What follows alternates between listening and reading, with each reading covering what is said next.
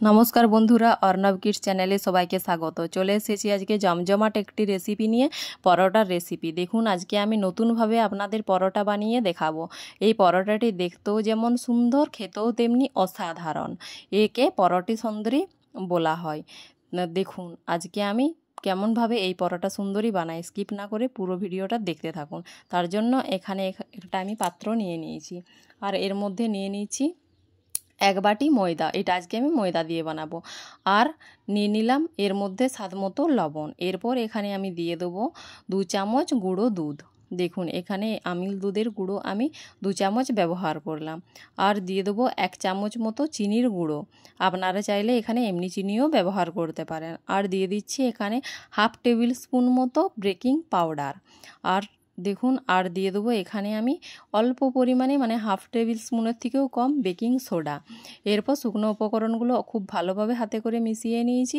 এরপর এখানে নিয়ে নিলাম ময়ানের জন্য সাদা তেল। দেখুন এখানে 2 চামচ সাদা তেল আমি দিয়ে দিলাম। এরপর খুব ভালোভাবে হাতে করে কচলে কচলে আমি কিন্তু ময়ানটা মাখিয়ে নেব এই উপকরণগুলোর মধ্যে। দেখুন সুন্দরভাবে কিন্তু আমি ময়ানটা মাখিয়ে নিয়েছি, ময়ান মাখানো হয়ে গেছে। এরপর এখানে অল্প অল্প করে গরম জল দিয়ে আমি একটা স্মুথ ডো কিন্তু বানিয়ে নেব।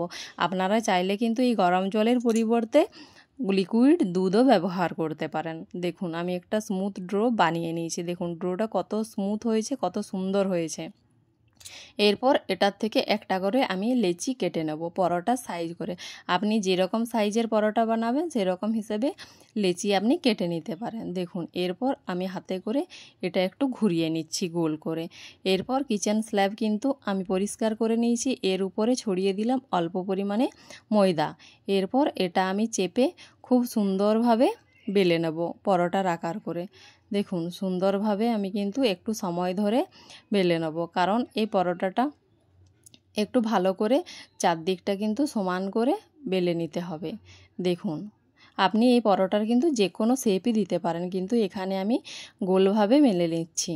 দেখুন সুন্দরভাবে আমি গোলাকার করে মেলে নিলাম। দেখুন দেখতে কত সুন্দর লাগছে আমার কিন্তু পরোটার ডোটাও আপনারা দেখে বুঝতে পারছেন যে কতটা স্মুথ হয়েছে। দেখুন আমি এখানে চিনির গুঁড়ো ব্যবহার করেছিলাম, তার জন্য আমি কোনো রেস্টে কিন্তু রাখিনি। এরপর এর উপরে আমি ছড়িয়ে দিলাম অল্প পরিমাণে ধনেপাতা কুচি আর কেটে রাখা শুকনো লঙ্কা, মানে চিলি ফ্লেক্স, আর দিয়ে দিলাম অল্প পরিমাণে আজওয়ান। এরপর এগুলোও কিন্তু আমি অল্প পরিমাণে চেপে মেলে নিলাম। দেখুন এর মধ্যে আমি একটু বেলনি দিয়ে চেপে দিলাম, তাহলে খুব সুন্দরভাবে এটা আমার সেট হয়ে গেল। একটা পরোটা আমার রেডি হয়ে গেল। এরপর গ্যাসের মধ্যে আমি বসিয়ে দিয়েছিলাম একটা প্যান। এরপর প্যান গরম হয়ে গেছে, এতে আমি দিয়ে দিলাম বেলে রাখা পরোটা। সব পরোটাগুলো কিন্তু আমি একই রকমভাবে বেলে এইরকমভাবেই বানিয়ে নেব। দেখুন একটা বানিয়ে কিন্তু আমি আপনাদের দেখিয়ে দিলাম। এরপর এর দুটো পিঠ কিন্তু আমি সমানভাবে সেঁকে নেব। দেখতে পাচ্ছেন আমি কিন্তু আগে খুব ভালোভাবে একটু মিডিয়াম টু লো আঁচে কিন্তু সেঁকে নিচ্ছি খুব সুন্দরভাবে। পরোটাটা কিন্তু খুব সুন্দরভাবে সেঁকতে হবে, না হলে কিন্তু খেতে একদমই ভালো লাগবে না। আর উপরে ছড়িয়ে দিলাম 1 চামচ মতো সাদা তেল। এটি অল্প তেলে কিন্তু খুব সুন্দরভাবে বানানো যায়। দেখুন দেখতে কত সুন্দর লাগছে, আর খেতেও কিন্তু অসাধারণ লাগবে। আপনারা কিন্তু বাড়িতে অবশ্যই বানিয়ে খাবেন এই পরোটাটা। দেখুন কথা বলতে বলতে কিন্তু আমার একটা পরোটা পুরোপুরি রেডি হয়ে গেল। দেখুন আমি একটু লাল লাল করে কড়া করে ভেজে নিলাম। এইভাবেই আমি সব পরোটাগুলো কিন্তু বানিয়ে নেব একে একে, যতগুলো পরোটা আমার হয়েছে। দেখুন এখানে আমি 5টা পরোটা কিন্তু আমার রেডি হয়ে গেছে। দেখতে কত সুন্দর লাগছে, অসাধারণ লাগছে দেখতে। আপনারা কিন্তু অবশ্যই বাড়িতে একবার ট্রাই করবেন।